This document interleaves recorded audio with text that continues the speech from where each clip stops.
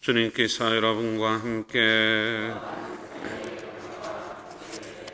루카가 전한 거룩한 복음입니다.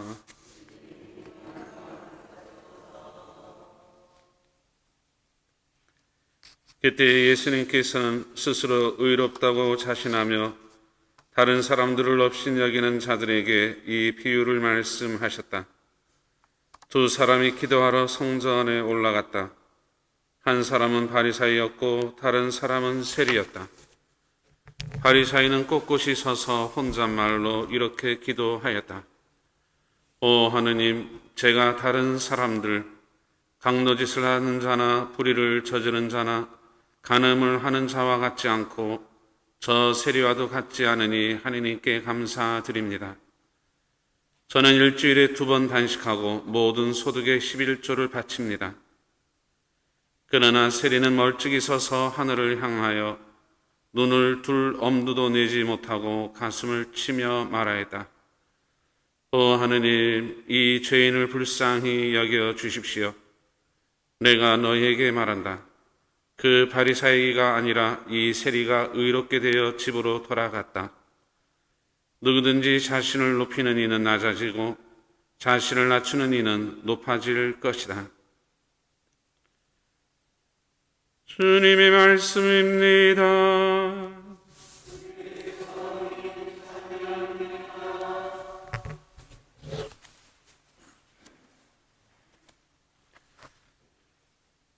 덴마크 코펜하겐에 제일 유명한 예술품인 예수 그리스도의 초상화가 있습니다.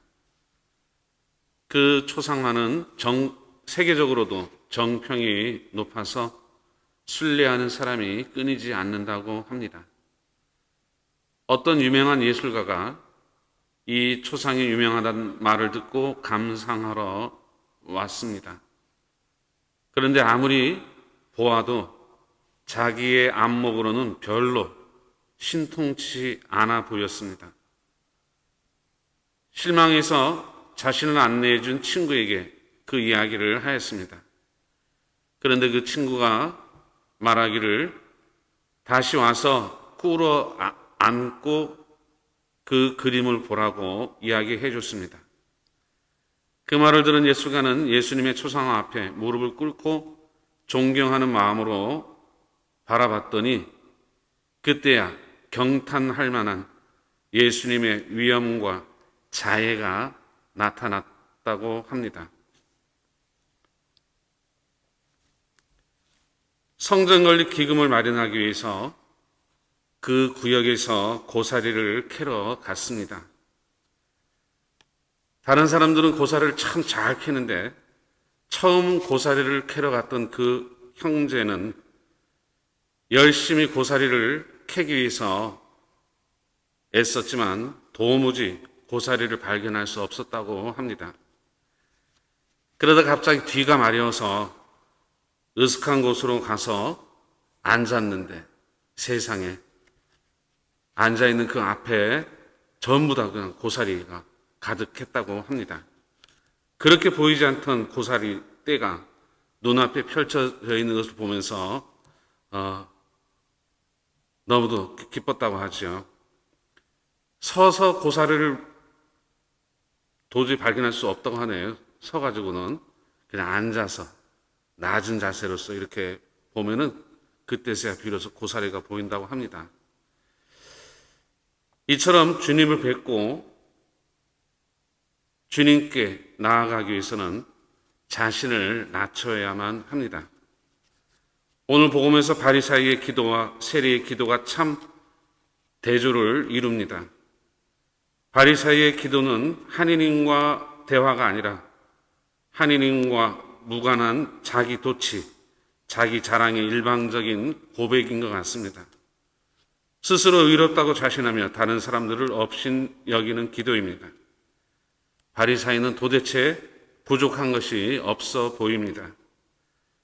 그러나 하느님의 구원과 은총과 축복은 우리의 노력으로는 결코 얻을 수 없는 것입니다. 내가 잘났기 때문에 축복을 받는 것이 아니라 축복은 하나님께서 우리에게 거저 주시는 선물임을 바리사이는 모르고 있습니다. 반면에 세례의 기도는 감동적이지요. 짧고 순수합니다. 진실하고 겸손합니다. 꼿꼿이 서서 혼잣말로 기도하는 바리사이와는 대조적으로 멀찍이 서서 하늘을 향하여 눈을 들 엄두도 내지 못하고 가슴을 치며 말합니다. 오 하느님, 이 죄인을 불쌍히 여겨 주십시오. 진정 주님의 자비를 청하는 주님과 사랑의 관계를 열망하는 기도입니다. 주님 없이는 단 한순간도 살 수 없고 아무것도 할 수 없는 존재임을 고백하는 가난한 세리입니다. 오늘 복음에서 주님께서는 누구든지 자신을 높이는 이는 낮아지고 자신을 낮추는 이는 높아질 것이다 라고 말씀하십니다. 주님께서는 끊임없이 자신을 낮추고 비움으로 작아진 겸손한 이들을 높이십니다. 진정 주님과의 사랑의 관계가 깊어질수록 낮아지고 작아지고 비워져서 참 겸손에 이르어야만 할 것입니다. 세리처럼 자기를 겸손으로 텅 비워갈 때 주님의 은총과 축복이 채워지고 텅 빈 충만의 기쁨과 행복이 이루어질 것입니다. 잠시 오늘 복음을 묵상하겠습니다.